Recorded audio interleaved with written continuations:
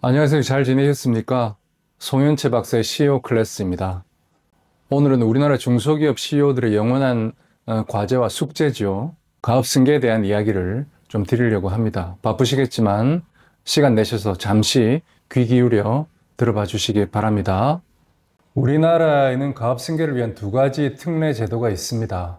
가업상속 공제와 가업승계 증여세 과세 특례가 그것인데요. 이 두 가지 특례는 세 가지 요건이 맞아떨어져야 실행할 수 있습니다. 아시겠지만 가업의 요건, 대표이사의 요건, 그리고 승계자의 요건, 이 세 가지가 모두 특례 요건에 맞아떨어져야 합니다. 지금부터 설명을 들어보면 아시겠지만 이 정도 요건이라면 우리나라에 안 맞을 회사가 있을까 싶으시겠지만 현실에서는 의외로 여러 가지 이유로 세 가지 요건이 맞지 않는 기업도 많이 찾아볼 수 있습니다.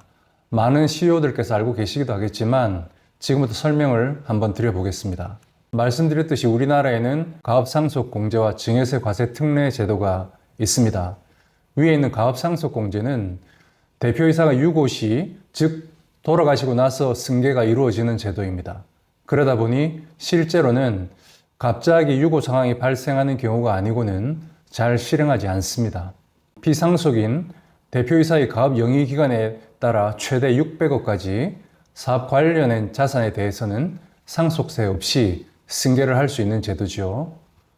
아래의 내용은 증여세 과세 특례입니다. 실제로 이 증여세 과세 특례를 많이 사용합니다.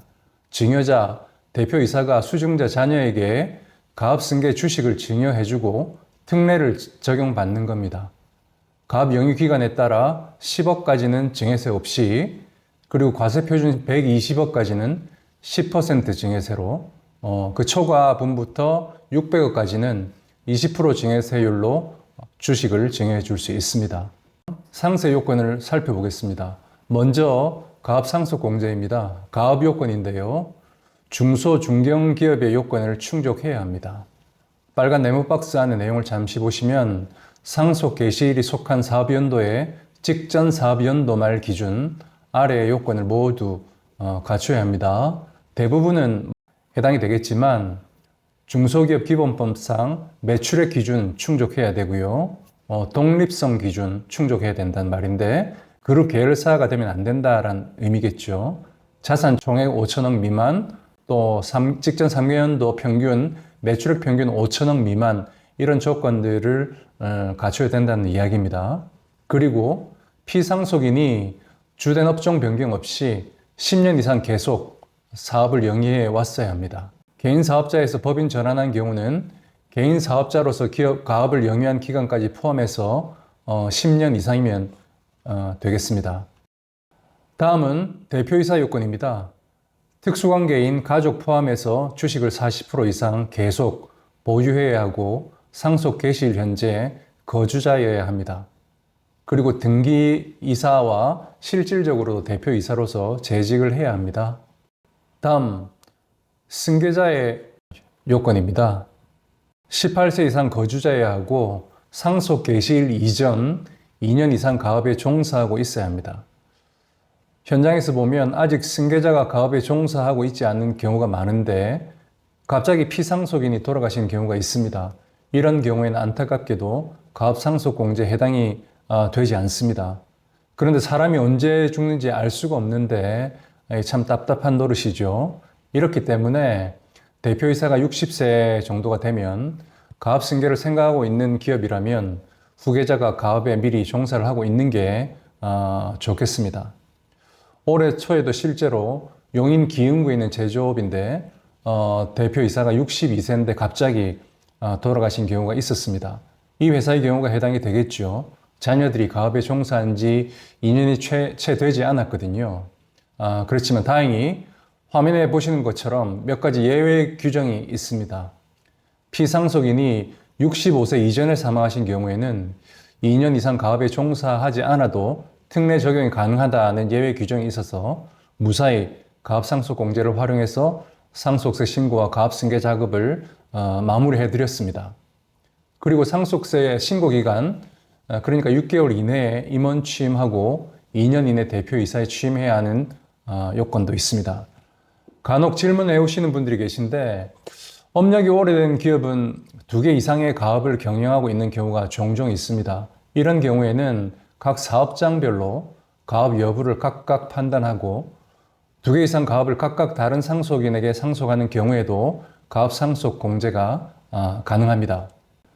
가업 상속 공제 혜택은 사업 무관 자산을 제외한 사업 관련 자산에 대해서는 가업 영위 기간에 따라 최고 600억까지는 상속세 없이 승계할 수 있습니다. 사업 무관 자산은 일반 상속세가 적용이 됩니다. 그래서 사업 무관 자산 비율을 관리하는 게 승계 작업에는 가장 중요한 일이 되겠습니다. 다음은 사후관리 요건입니다. 특례 적용을 받았기 때문에 당연히 사후관리 요건이 있습니다. 과거에는 10년간 사후관리, 그 이후로 7년간 사후관리가 있었는데 현재는 5년간 사후관리로 많이 현실화가 되었습니다. 내용을 보시면 가압용 자산을 40% 이상 처분하면 안 됩니다. 상속인도 대표이사를 계속 유지해야 하고요. 주된 업종 변경도 있으면 안 됩니다. 단 표준산업분류상 대분류 내 업종 변경은 허용이 되는 것으로 이렇게 변경이 되었습니다. 예를 들어 제조업을 영위하고 있는 중소기업이라면 제조업 C코드 내에서는 다른 업종을 해도 된다는 거겠죠. 과거보다는 많이 현실적으로 유연화가 된 겁니다. 그리고 1년 이상 휴업, 폐업 등은 안 되고 계속 정상적으로 사업을 해야 합니다. 그리고 상속인이 지분율도 축소가 되면 안 됩니다. 그리고 가업상속 공제에는 증여세 과세 특례에는 없지만 5년간 고용 유지 요건이 있습니다. 5년간 정규직 근로자의 수가 근로자 수의 전체 평균이 고용 인원의 90%가 되거나 총 급여 전체 평균이 평균 급여의 90%는 유지해야 합니다. 지금까지 가업상속 공제의 세 가지 요건과 사후관리 요건에 대해 말씀드렸고, 이제 실제로 현실에서 많이들 하고 있는 가업승계 증여세 과세 특례 제도를 말씀드리겠습니다. 대부분 가업상속 공제와 동일합니다. 단 가업상속 공제는 개인 사업자와 법인 기업이 모두 해당이 됩니다만 증여세 과세 특례는 법인의 주식만 증여 대상이 됩니다. 즉 법인 기업만 해당이 된다는 거죠. 가업 요건은 가업상속 공제와 동일하게 중소 중견기업에 해당해야 합니다.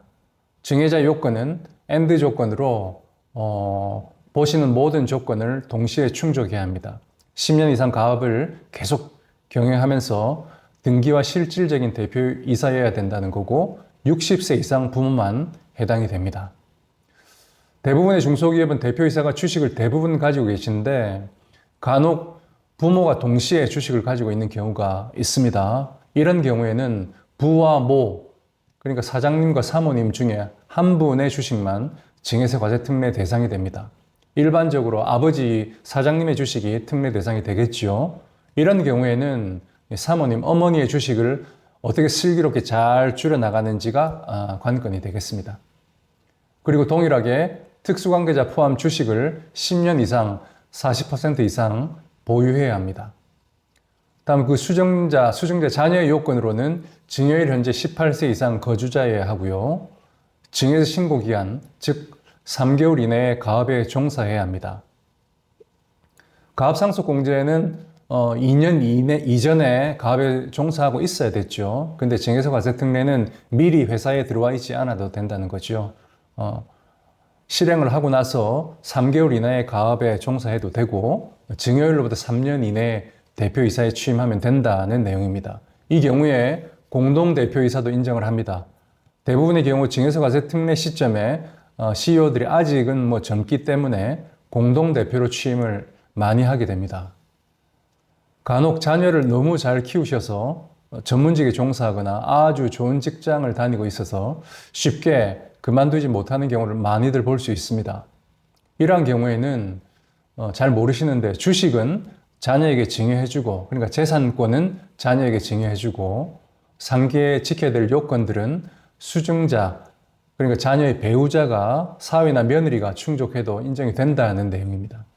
대부분 이러한 사실을 몰라서 가업승계를 계속 미루고 있는 기업을 현실에서는 많이 볼 수 있는데요. 이러한 내용 확인하시고 특례 증여 실행하셔도 되십니다. 그리고 특례 증여는 2인 이상의 자녀에게 공동으로 승계해 줄 수도 있습니다. 부모 입장에서 있다 보니까 자식이 둘이면 혹시라도 나중에 이제 싸움을 하거나 분쟁이 있을까봐 그런 걱정들을 많이 하시거든요. 서운하지 않게 공평하게 물려줘야 되겠다 이런 생각들을 기본적으로 이렇게 가지고 계시는 것 같아요. 그래서 증여세 과세 특례는 2인 이상의 자녀들에게 공동으로 승계해 줄 수 있습니다. 이런 경우에는 1인 자녀에게 승계하는 거하고 세금이 똑같이 나오도록 그 각 승계자가 증여세를 자기가 증여받은 주식 비율대로 잘 분담을 해야 되겠죠.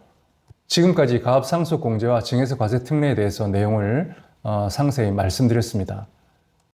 마지막으로 특례 적용의 핵심 사전 조건인 사업 무관자산에 대한 내용입니다.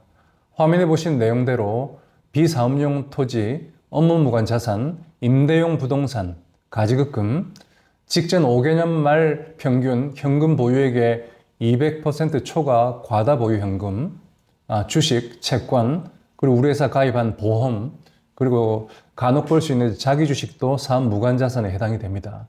이런 사업 무관자산은 일반 상속 증여세가 적용이 되겠죠. 당연히 사업 관련 자산에만 특례 적용이 됩니다. 그렇기 때문에 당연히 사업 무관자산을 최소화하는 것이 절세하는 방법이 됩니다. 사전에 시간을 두고 면밀한 계획을 세워서 사업 무관자산을 미리 최소화해서 특례 실행을 하도록 해야 되겠습니다. 어떻게 도움이 되셨는지 모르겠습니다. 작년부터 유독 가압승계 작업을 많이 하고 있습니다. 언제라도 궁금한 게 있으신 분들은 편하게 연락 주시면 제가 도움이 될 수 있도록 노력을 하겠습니다. 올해에도 이제 한 달여밖에 남지 않았습니다. 연초에 사업계획 마무리 잘들 하시고 내년 사업계획도 준비를 해야 될 시점입니다. 지금 우리가 신경 써야 될 거는 결산 관리겠죠. 기장세무사에게 11월 기준으로 가결산 해달라고 말씀하셔서 미리 내년 사업계획에 따라서 조정 작업을 미리 잘 하셔서 내년 사업이 무리 없이 진행될 수 있도록 그런 작업을 지금 신경 쓰셔야 될 것 같습니다. 늘 건강 챙기면서 사업하시고요. 구독과 좋아요 눌러주시고 댓글도 부탁드리겠습니다. 자, 오늘도 송영채 박사의 CEO 클래스였습니다. 고맙습니다. 건강하십시오. 또 뵙겠습니다.